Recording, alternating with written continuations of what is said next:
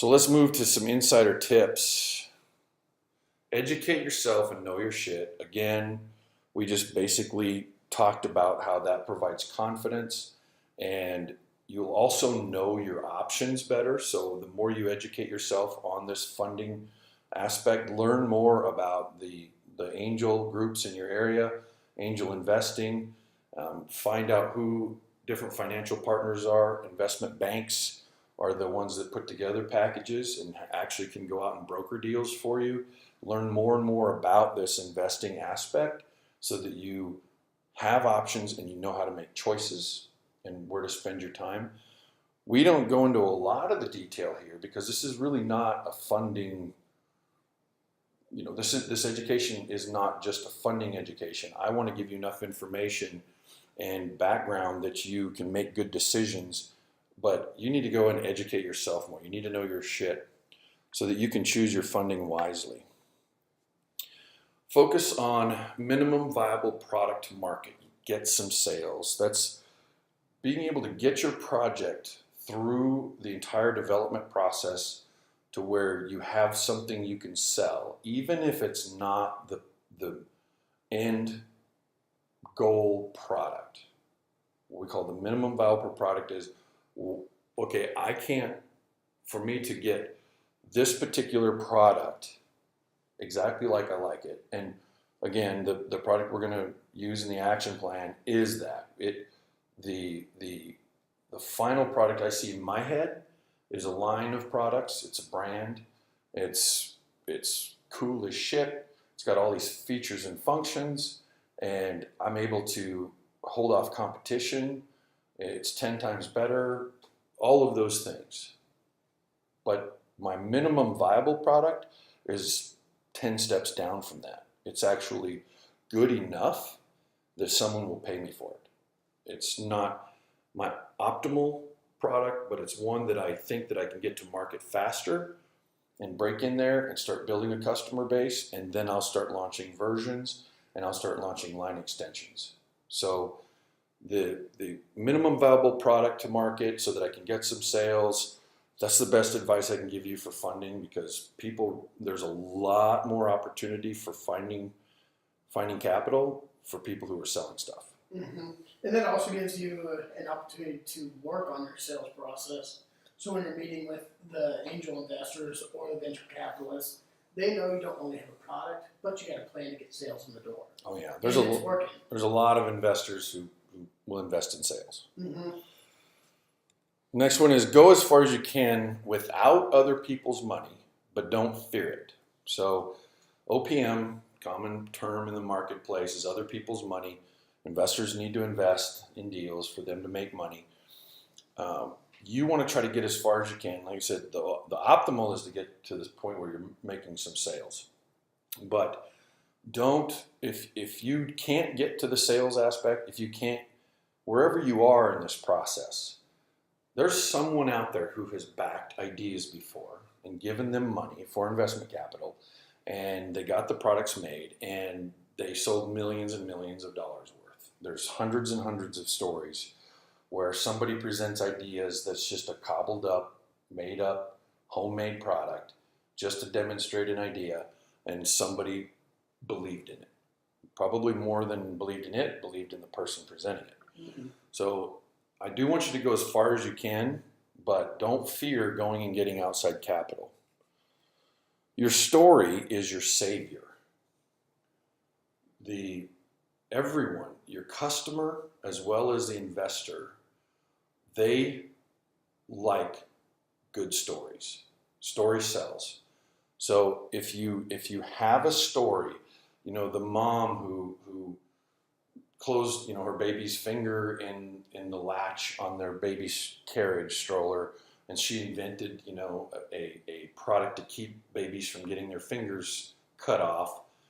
There's a story there. There's story in a lot of inventors' products. So make sure that you lead with your story and that your story is authentic and your story is really what will break the ice in a lot of these things. So your story is often your savior, both when you're selling to customers and when you're trying to get investors. use royalties instead of equity. So during the process of development, there's a lot of costs involved from outside vendors. Outside people will be helping you along the way. So when we get into the next module, we'll be talking about hiring a team to take you from your sketch and your rough mock-up all the way through to finished product.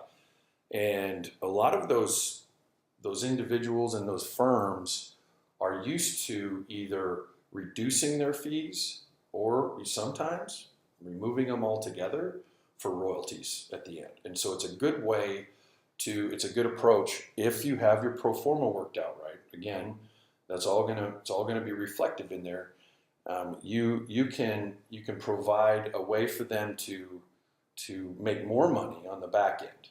Now, the reason I say royalties instead of equity is because a lot of individuals jump out and they start, hey, I'll give you 10% of my company, I'll give you 15% of my company, and they start handing out equity in their business. And what happens is that once you need further rounds of capital from institutions or angels or anyone, they don't like to see a company diluted 25 times. Mm-hmm. They want to see that you own either all of it or a majority of it. They don't want to see you handing out a bunch of equity along the way. Plus, I mean, as a vendor goes, because we're in this boat most of the time, that as a service provider, I prefer royalties over equity anyhow, because I have no idea how well you're going to run your company. But if I can get it to a point where you're making sales and you're selling your product and I'm just getting a piece for each one of those, then I'm really vested in helping you try to sell that product. And I have equity positions in companies that I've had for 20 years and never saw a dime out of them. Because you can make the books any way you want to. So equity doesn't necessarily mean anything. But if you use royalties, usually you'll find good partners that want to see you succeed, and then it doesn't dilute your position for later on. And imagine royalties will also help push the deadlines forward, because the only way you're making money is right. Now I'm going to clarify this again. We say this constantly. You need to seek professional advice on all this. This isn't advice. These are things that we've dealt with, and we're just sharing to our community.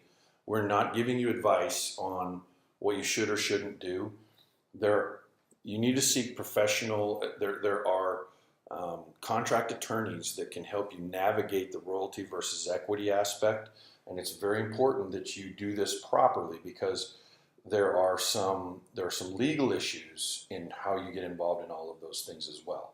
So you need to know what those are, and we will have more information on that. We've got a couple of attorneys that we're going to interview on specific contracting and licensing and the royalty versus equity play. So when we're giving you these inputs, these are things that we have done. We're just sharing what we have done. So, but do seek a professional when it comes to these kind of things so that you do it properly.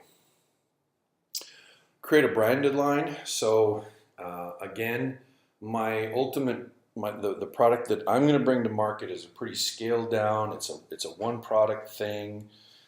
It's just good enough that I think people are going to pay me money for it, and I'm going to be able to make a profit. I'm going to be able to start building a brand, and once I have those customers going and I get some momentum, my overall goal is to build out a line of products. I want to add other products, other versions, improvements, adaptions. I want to have some accessories that I'm going to bring in. I'm going to build out a more robust product category. I'm going to build basically a branded line. And I say that because that has a lot more value to potential investors than just that single product. So to use that example, my initial product that I'm launching in the marketplace, I think that product alone, in its version, is about a $25 to $50 million business idea. As a line, as a complete line of products, and I build out my entire branded line, I believe that it could be a $150 to $250 million business. So I went from a few people investors would be interested to a lot of investors would be interested, all by thinking grandly. Well, and I think you also, in some of the terminology used, it's thinking about a product versus a business. And those investors are going to be thinking business, not necessarily one product. And I'm also saying product versus a brand. Mm-hmm. So you think about a cooler versus Yeti. Yeah. You know, a cooler company, a new cooler company in a specific niche is worth X, but the Yeti brand is worth $1 billion. So the brand and the line, the extensions, are what really brought the value home, and not just a product. So start thinking in brand and start thinking in line and extensions. And again, start small, the minimum viable product. And I know why I said start small. This was an idea that I remembered, is that let's say you go through the next stage where we are going to talk about product development, and you start gathering your proposals and your bids, and you start putting this all together for your product, and at the end of the day you realize, oh my God, I'm going to need $1 million to get going, just to get there. Even my minimum viable product, right? Mm-hmm.